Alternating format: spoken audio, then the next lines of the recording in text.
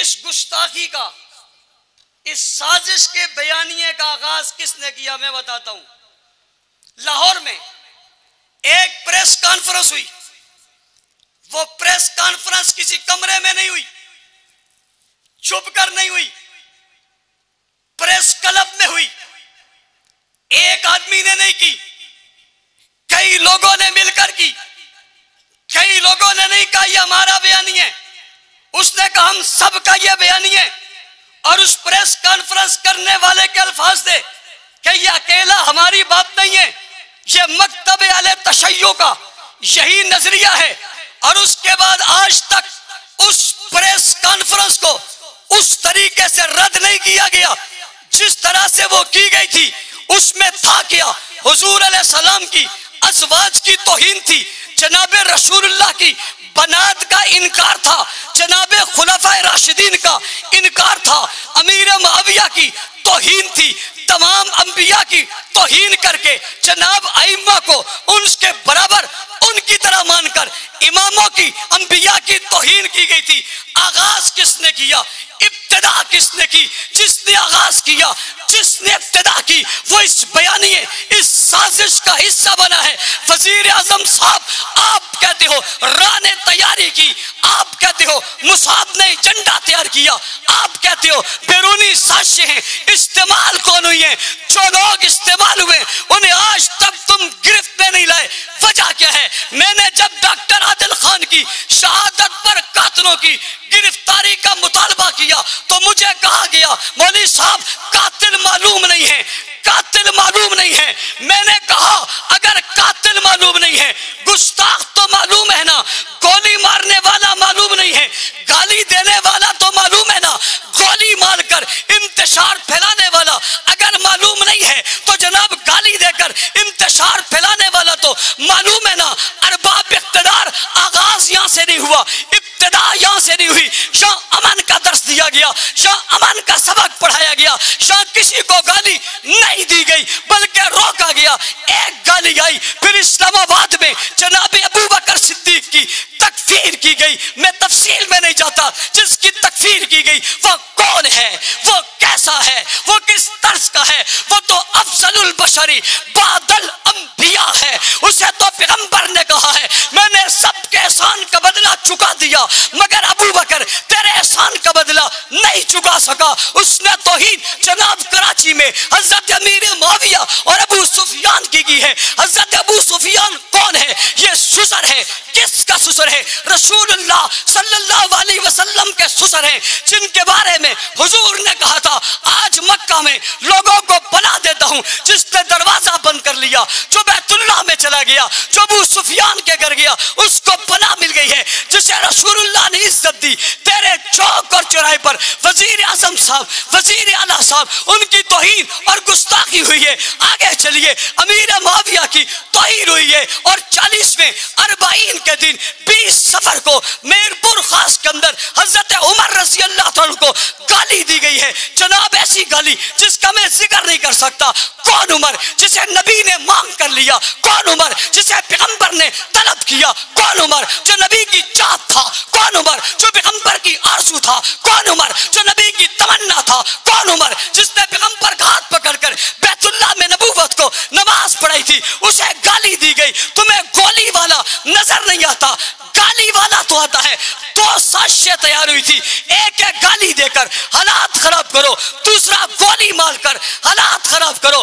گالی بھی ادھر سے آئی، گولی بھی ادھر سے آئی۔ سیاست دانوں، سوامائے ملت، اکابرین ملت، بزرگوں، سیاست کے لوگوں، ارباب کے لوگوں، اقتدار کے لوگوں، صحافت کے لوگوں، سیاست کے لوگوں اور کوٹوں کے لوگوں اور دنیا کے لوگوں، مزدوروں، ملازموں، علماء اور طلباء، تم سے پوچھتا ہوں دونوں چیزیں وہاں سے ہوئی ہے۔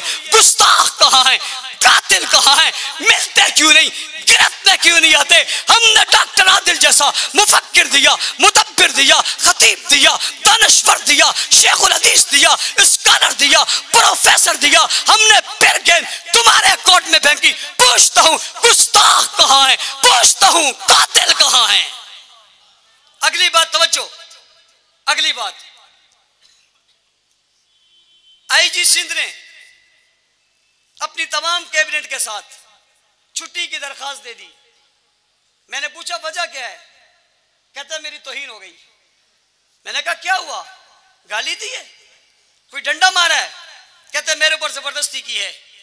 پولیس کی عزت مجروح ہوئی ہے، میں چھٹی پہ جا رہا ہوں.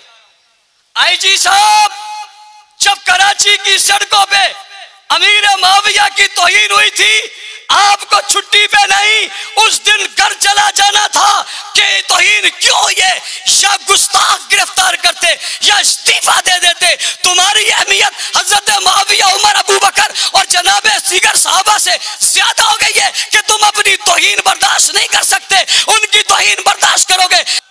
اور اگلی بات،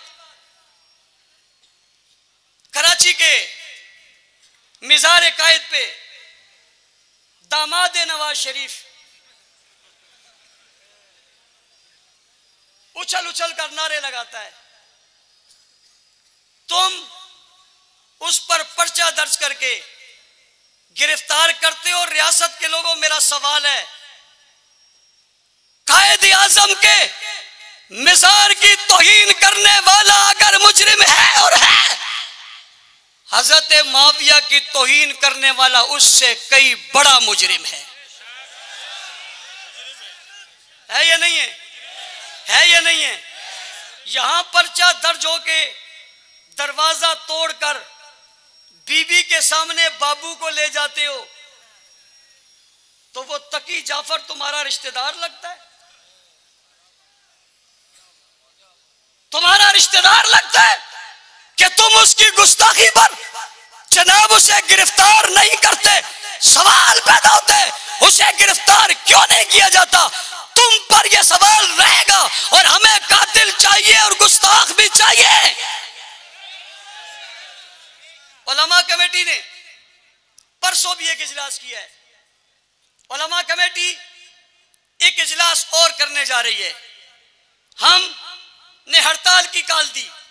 اللہ کے فضل و کرم سے کراچی میں یہ تاریخ کی واحد ہڑتال ہے جس میں کوئی گولی نہیں چلی، ٹائر نہیں جلے، سائیکل کا ٹائر پنچر نہیں ہوا، کسی گاڑی کو روکا نہیں گیا، کسی دکان کا شلٹر کھولا نہیں گیا.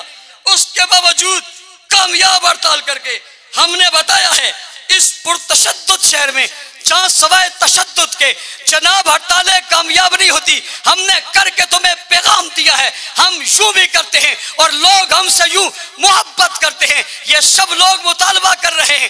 ہڑتال کے بعد ہمارے مطالبات پر نظر نہیں رکھی گئی، قاتل اور گستاخ گرفتار نہ ہوئے. ہم طریقہ کار کا اعلان کریں گے، ہم احتجاج کے دائرہ کار کو بڑھائیں گے. آؤ گے یا نہیں آؤ گے؟ آؤ گے یا نہیں آؤ گے؟ آؤ گے یا نہیں آؤ گے؟ اگر وزیر اعلیٰ ہاؤس جانا پڑا آؤ گے نہیں آؤ گے؟ گورنر ہاؤس جانا پڑا آؤ گے نہیں آؤ گے؟ ہمیں ایوان صدر جانا پڑا آؤ گے نہیں آؤ گے؟ دھرنا دینا پڑا دو گے نہیں دو گے؟ ہم بزدل قوم نہیں ہیں، نہ اپنے جانے والوں کو بھول سکتے، نہ صحابہ کو بھول سکتے، نہ حضور کی ختم نبوت پہ کوئی آنچ برداشت کر سکتے. اس طبقے نے یہ سبق پڑھ لیا ہے، ہم ہر حال میں ہر صورت میں اپنا حق لے کے رہیں گے.